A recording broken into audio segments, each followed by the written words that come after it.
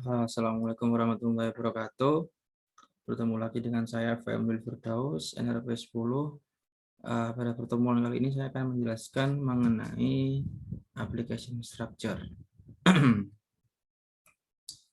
Untuk overview-nya di sini aplikasi itu menganut pola MVC, yaitu adalah model, view, dan controller, di mana model itu dia fungsinya untuk merepresentasikan data dan lain sebagainya. Lalu di view itu untuk merepresentasikan masukan atau keluaran yang didapat dari model. Nah, kemudian controller itu fungsinya adalah untuk menerima input atau masukan, lalu merubahnya menjadi perintah untuk nantinya mengakses model dan akhirnya ditampilkan ke view. Nah, selain itu di MVC sebuah aplikasi juga memiliki beberapa hal yang di sini. Yang pertama ada entry script, kemudian ada application, lalu ada component application, modul, filter, dan juga widget. Nah, kurang lebihnya seperti ini struktur aplikasi di Y.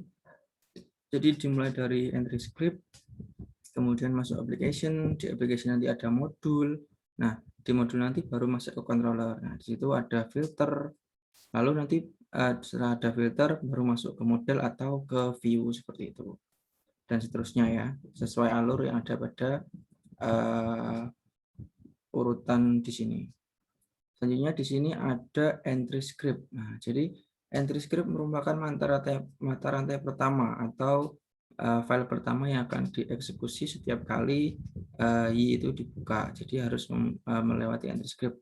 Nah, di sini biasanya bernama index.php. Nah, file ini harus diletakkan pada direktori yang dapat diakses dari jaringan web. Nah, contohnya adalah ini. Nah, ini adalah index.php karena kita di sini menggunakan basic template ya. Jadi letaknya ada di folder basic, kemudian kita masuk ke web, lalu di sini ada index.php. Nah, di index.php ini ada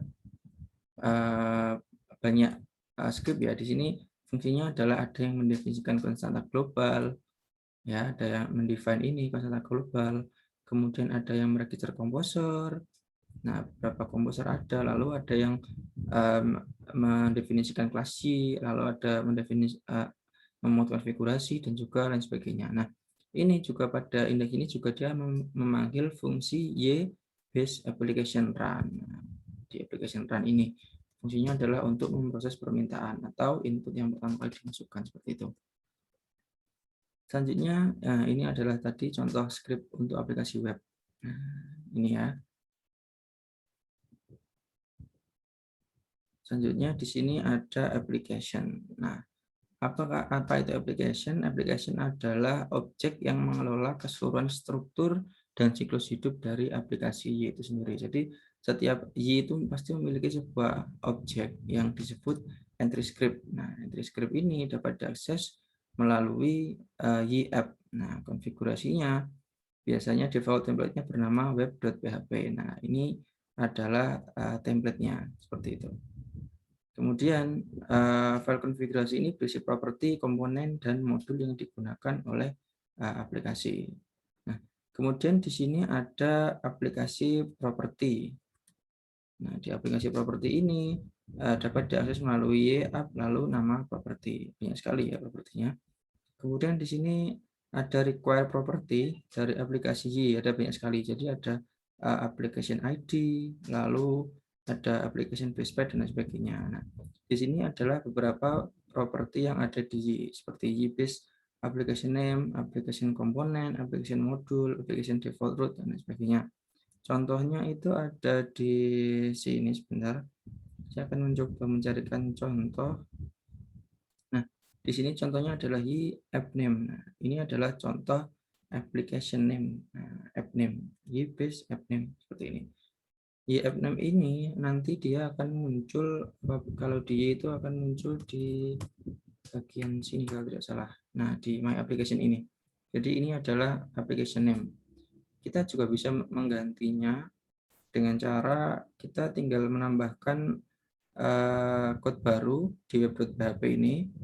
Nah, ini adalah di file konfigurasi ya di web.php. Nah, di basic lalu konfigurasi di sini ada web.php. Kita tinggal menambahkan application name baru, application name. Nah, gitu, tinggal tambahkan di sini sudah saya ketikkan, tinggal saya uncomment ya, yaitu name, kemudian kita ganti menjadi di sini misalkan aplikasi online Miss seperti itu. Kita karena ini sudah saya save, kita tinggal mencoba, kita refresh.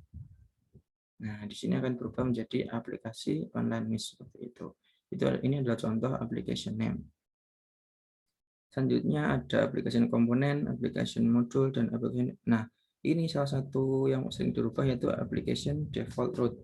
Default root ini fungsinya adalah untuk menentukan ketika kita mengakses basic lalu web, dia akan lari kemana website itu, tampilan tersebut. Nah, untuk defaultnya biasanya dia akan ke site/index seperti ini. Jadi dia akan masuk ke index. Nah, di sini. Tapi kita juga bisa merubah apakah dia mau ke halaman yang lain atau tidak. Misalkan kita mau dia masuk ke controller mahasiswa ya di ini. Nah, misalkan kita mau meset dia agar masuk defaultnya ke sini, kita bisa langsung menggantinya dengan bantuan ini, yaitu application default root. Nah, seperti itu. Contohnya seperti ini, mungkin bisa saya contohkan. Nah, ini sudah ada saya ketikkan ya, tinggal saya komen. Ada default root, kemudian default root kita isi ke controller mahasiswa, kita arahkan ke fungsi index seperti itu. Nah, kalau kita save, nah di mahasiswa di sini kan memang arahnya ke mahasiswa ya, tapi kalau kita mencoba defaultnya kita ini ke basic.app ini, atau mungkin kita bisa langsung klik application anonymous, dia akan auto ke sini. Jadi ini coba kita enter, dia akan auto ke sini. Karena kita sudah merubah default root-nya menjadi tidak ke site index tapi ke mahasiswa .index seperti itu contohnya. Selanjutnya mengenai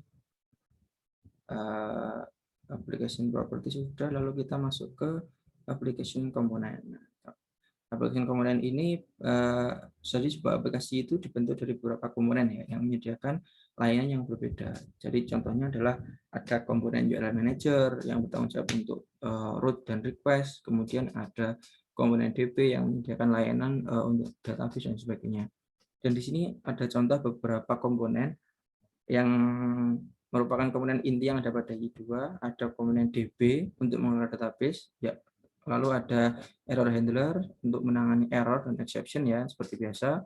Lalu ada user yang digunakan untuk biasanya autentifikasi user atau intinya menangani tentang user. Kemudian selanjutnya adalah tentang controllers. Nah, controller itu adalah bagian dari MVC atau model controller yang dia fungsinya adalah menerima request dan memberikan respons. Nah, controller di sini akan menerima request, lalu akan meneruskan ke model. Setelah itu akan memasukkan hasil dari pemrosesan dari model tadi ke view. Jadi dia intinya melakukan pemrosesan, lalu menjembatani antara view dan juga model seperti itu.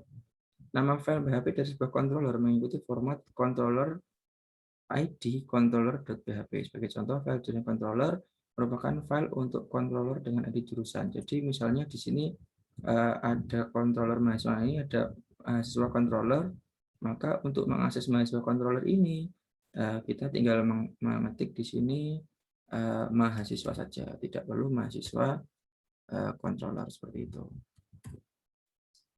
Selanjutnya adalah tentang controller action. Nah, jadi sebuah controller dibentuk dari satu atau beberapa action. Nah, action ID ini merupakan kata unik yang digunakan untuk membedakan satu action dengan yang lain. Nah, biasanya action itu ditulis dengan action ID, contoh action create dan sebagainya. Contohnya itu di sini. Di masuk controller di sini ada banyak sekali action. Nah, ada action index di sini, lalu ada action view, lalu ada action create, action update dan seterusnya ya. Lalu pengguna dapat mengakses action dengan cara pada rootnya dimasukkan nama controller lalu action ID seperti tadi.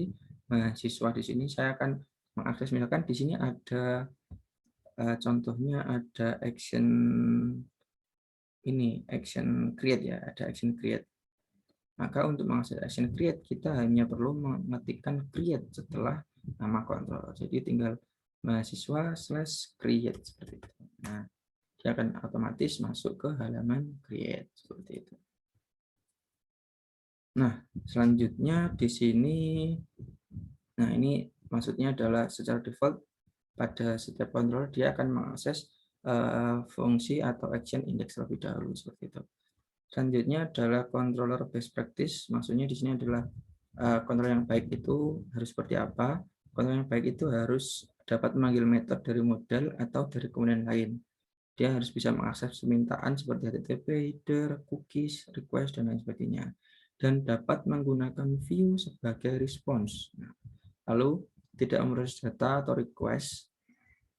Pemrosesan ini harusnya dilakukan dalam model karena dia hanya sebagai jembatan seperti itu.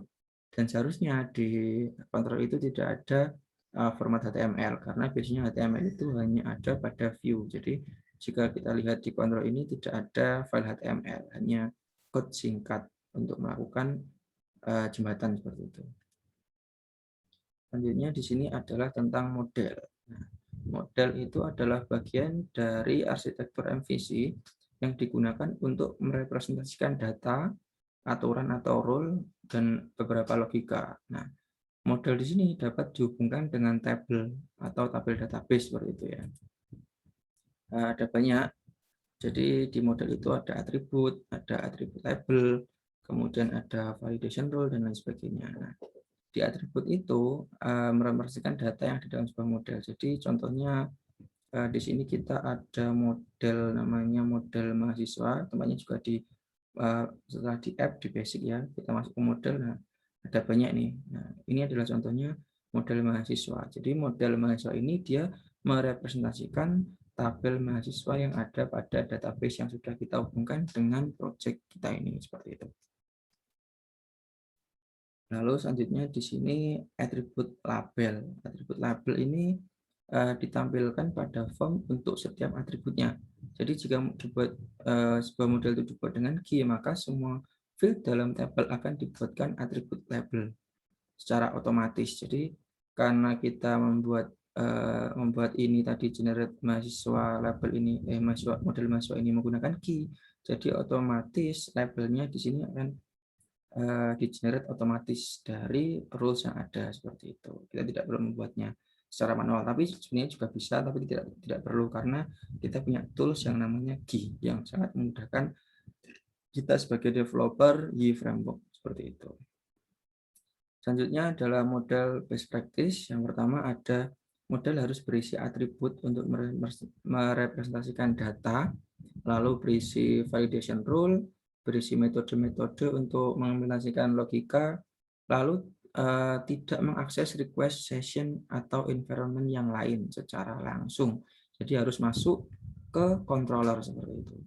Dan juga pada model seharusnya tidak ada code yang berupa HTML karena smart seperti tadi HTML itu lebih baik masuk ke views dan seharusnya tidak memiliki skenario yang terlalu banyak. Jadi cenderung simpel karena dia hanya merepresentasikan data yang ada pada database seperti itu.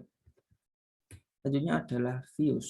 Nah, views atau view ini dia adalah bagian dari MVC atau model view controller yang berfungsi untuk menampilkan data ke pengguna. Nah, di sini saya highlight karena dia fungsinya adalah menampilkan data ke pengguna. View ini dibentuk menggunakan code PHP. Nah, contohnya adalah view di sini. Jadi di sini ada contohnya view itu ada banyak ya.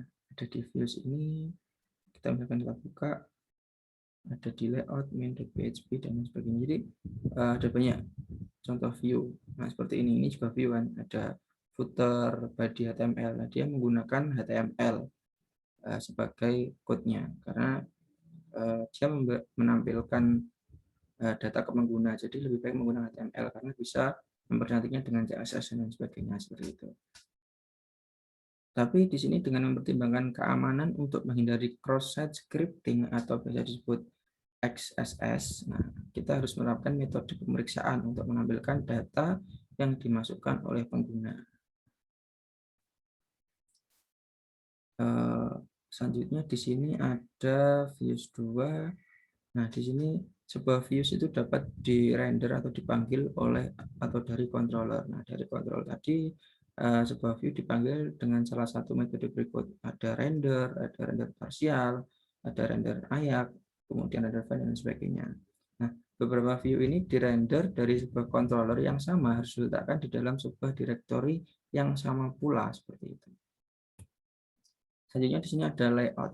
Nah, layout ini adalah view spesial yang digunakan untuk menampilkan bagian yang sama untuk semua atau beberapa view yang ada pada sebuah aplikasi. Secara default terdapat sebuah layout dengan nama main.php. Nah, ini main.php. Dia ada di view layout main.php. Nah, ini ya tampilan defaultnya. Lalu tampilan umum yang dimunculkan pada setiap halaman dari sebuah aplikasi seperti menu diletakkan dalam file main.php ini. Jadi secara default pasti yang ditampilkan itu ada di sini. Secara default seperti itu. Tapi kita juga bisa mengkustomisasi karena ini basicnya adalah formatnya HTML. Jadi untuk programmer web biasanya ini bisa dirubah-rubah sesuai dengan kebutuhan tampilan untuk user seperti itu. Lalu selanjutnya adalah tentang filter. Filter ini merupakan objek yang dieksekusi sebelum atau sesudah controller. Jadi tergantung kita menggunakan filter ini untuk apa. Apakah untuk memfilter data yang masuk atau memfilter rule dan lain sebagainya. Jadi dia berada sebelum atau sesudah controller seperti itu. Jadi filter ini dapat digunakan dalam metode behavior atau pada sebuah controller. Contohnya yang sering digunakan adalah access control. Jadi berfungsi untuk memastikan pengguna yang mengakses sebuah action itu telah memenuhi syarat tertentu seperti itu. Jadi built-in filter itu ada HTTP cache untuk mengimplementasikan caching, caching ya. Jadi apabila sudah pernah punya riwayat bisa langsung ngeload hasil akses sebelumnya seperti itu. Lalu ada back cache juga. Selanjutnya adalah tentang aset. Aset pada aplikasi merupakan file yang menjadi referensi dari sebuah halaman web. Jadi aset biasanya ya file CSS atau JS seperti itu. Jadi untuk pemrograman web di sini sudah pasti sangat-sangat terbiasa ya dengan aset itu. Lalu untuk dapat digunakan, aset harus diletakkan pada direktori yang dapat diakses dari internet. Karena kadang-kadang kita aset bisa mengambil dari internet, kadang juga dari file yang kita built-in pada folder aplikasi seperti itu. Langsung saya lanjut tentang aset karena sudah umum ya tentang aset ini. Lalu saya akan langsung masuk ke latihan. Nah, di sini di latihan ini agak berbeda karena yang kita olah tidak pada file basic sama seperti percobaan sebelumnya ya. Yang akan saya olah adalah pada project yang menggunakan advanced template. Nah, di sini yang pertama yang akan saya lakukan adalah saya akan membuat CRUD untuk item. Nah, karena saya sudah membuat CRUD pada pertemuan sebelumnya, saya di sini selanjutnya akan menghapus semua action kecuali view dan index. Nah, perlu saya jelaskan lebih dahulu bahwa di sini yang akan saya hapus untuk index dan view hanya pada tampilan front end. Tujuannya adalah agar user yang hanya memiliki privilege untuk mengakses front end, dia tidak bisa mengolah data. Jadi untuk create, update, dan delete hanya bisa diakses melalui backend, tidak dari front end seperti itu. Jadi karena pertemuan sebelumnya saya sudah membuat kontrol dan lain sebagainya untuk melakukan CRUD, di sini saya tinggal masuk ke controllernya. Nah, di sini bisa dilihat controller ini berada di front end ya, front end, lalu controller, lalu masuk ke item controller. Nah, kenapa kok item controller? Karena controller yang diaktifkan itu yang di-load pertama kali item karena dia bukan item kategori ya, dia ke item karena di pertemuan sebelumnya itu di item ini dia sudah bisa mengambil value dari item kategori karena ada version key dari primary key yang ada pada tabel item kategori seperti itu. Di sini saya akan menghapus semua action kecuali index dan view. Nah, banyak ya, actionnya di sini ada banyak. Ada index saya biarkan, lalu view saya biarkan. Di sini lalu ada action create. Nah, di sini akan saya komen saja, tidak saya hapus ya. Lalu ada update. Nah, itu juga akan saya komen saja. lalu ada delete juga, recommend. Nah, seperti ini. Ini file model biarkan untuk mendeteksi untuk address modelnya. Nah, jika sudah, kita coba dulu ya. Ini masih basic, kita ke project ini. Nah, kita coba dulu, kita buka ke yang backend web.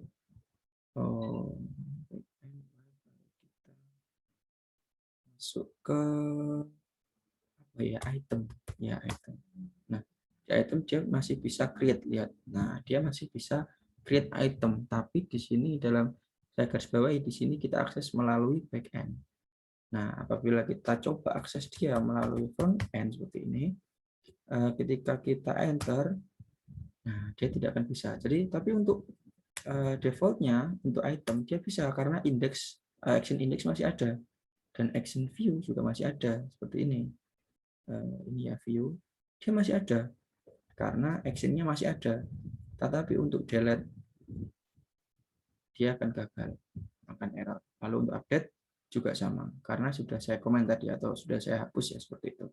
Jadi di sini fungsinya adalah untuk mengatur privilege dari user aplikasi ini seperti itu. Jadi user yang hanya memiliki privilege mengakses front end, maka dia hanya bisa melakukan view saja atau membaca data. Sedangkan yang memiliki privilege untuk mengakses back end, maka dia bisa mengolah data yang ada di aplikasi atau di website tersebut seperti itu. Selanjutnya di sini saya akan pada layout main. Nah, di sini saya akan menambahkan menu produk. Apa itu layout main? Di sini saya buka layout main adalah layout yang pertama kali muncul ya. Jadi layout di sini adalah di main map. Nah, kembali lagi di sini yang muncul bukan back end karena yang ditampilkan adalah yang ditampilkan ke user yang hanya bisa melihat datanya. Jadi kita akan membuka di bagian front end. Nah, di bagian main ini, di bagian layout utama ini kita akan menambahkan menu produk yang mengarah ke rute item.index.php. Jadi kita akan menambahkan di sini, kita akan menambahkan menu baru namanya produk yang nanti ketika diklik dia akan mengarah ke item .index ini seperti itu. Caranya kita bisa menggunakan application juga. Caranya di sini ini di main pada kita pertama akan menambahkan itu dulu ya, tab produknya dulu. Kita akan mengakses di front end, lalu kita buka di sini di bagian views, kemudian kita pilih item,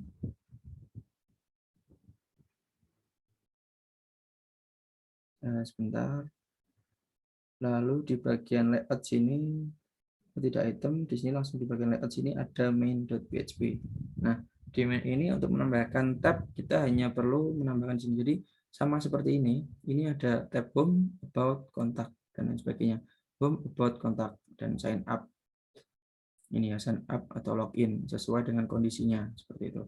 Untuk menambahkan produk di sini tinggal menambahkan ini bisa di copy paste, lalu kita edit di bagian routingnya. Jadi kita edit agar mengarah ke root item, actionnya index seperti itu. Kita rubahnya di sini, kita rubah di item, di sini sudah, lalu actionnya ke index seperti itu.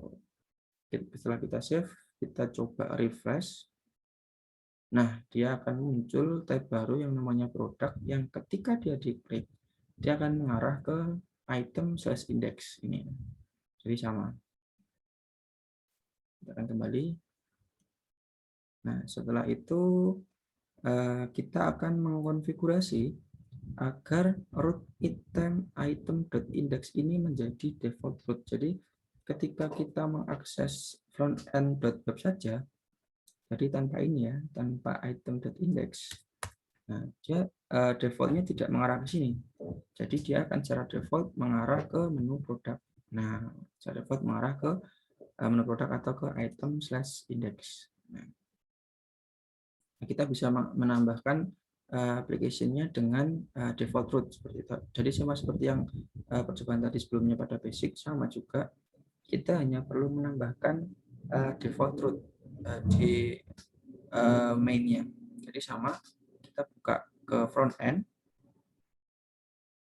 kita buka yang front end, lalu kita ke folder config ini, lalu kita cari main.php. Nah, ini kita tambahkan rule baru, action baru, namanya adalah default root. Seperti ini. Default root akan mengarah ke item/index seperti itu. Nah, sebentar, saya coba buka pada materi yang sebelumnya. Jadi ada beberapa contoh tadi ya. Nah, ini ada beberapa application, ada application name yang kita gunakan untuk merubah nama, komponen untuk merubah komponen, modul untuk merubah modul, dan default root di sini untuk merubah rootnya. Jadi sama app, lalu kita nambahkan default root di mana. Nah, kita tambahkan ini default root mengarah ke control item, actionnya index seperti itu. Nah, kita coba ya, ini sudah mengarah ke item index. Kita akan coba langsung ke frontend.web. Kita enter. Nah, dia akan mengarah ke controller item, actionnya di index. Kalau kita ingin kembalikan, kita tinggal komen aja seperti ini bisa. Lalu next, kita akan memberi nama pada aplikasi kita. Nah, beri nama ini biasanya berhubungan dengan application name ya. Nah, kita akan memberikan nama toko baru pada aplikasi front end dan admin toko baru. Jadi seperti yang saya katakan tadi, bahwa yang bisa mengakses backend biasanya hanya admin. Jadi kita beri nama admin toko baru untuk aplikasi backend. Nah, di sini ada catatan menggunakan property name pada file konfigurasi ya. Caranya sama. Di sini kita tinggal buka di main.php sama seperti tadi untuk mengatur application untuk default root. Kita tinggal menambahkan name saja.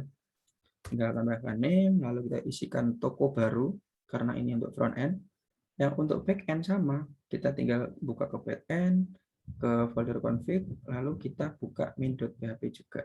Nah, kita tinggal tambahkan application name juga. Di sini petik 2 name, lalu kita beri nama dia admin toko baru seperti itu. Kita coba, ini sudah saya save ya. Kita coba buka. Nah, dia akan menjadi toko baru. Dan ini akan saya coba ke backend-nya.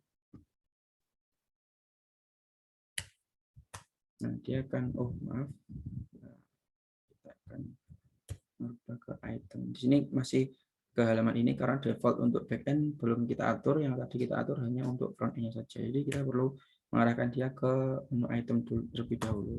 Nah, dia sudah perlu menjadi admin toko baru. Dan untuk front end-nya hanya toko baru. Nah, seperti itu. Perbedaannya karena kita tadi sudah mengatur ini default root-nya ke halaman item.index, ketika ini diklik, dia akan tetap di sini karena ini adalah item.index.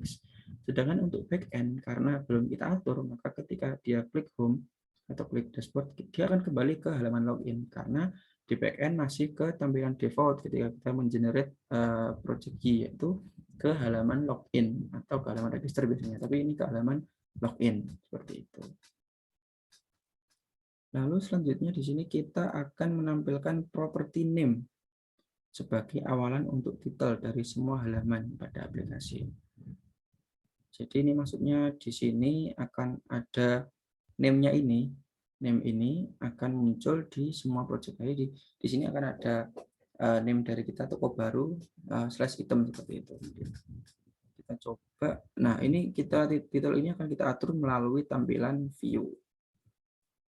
Jadi ini langsung aja kita masuk ke tampilan sini ya.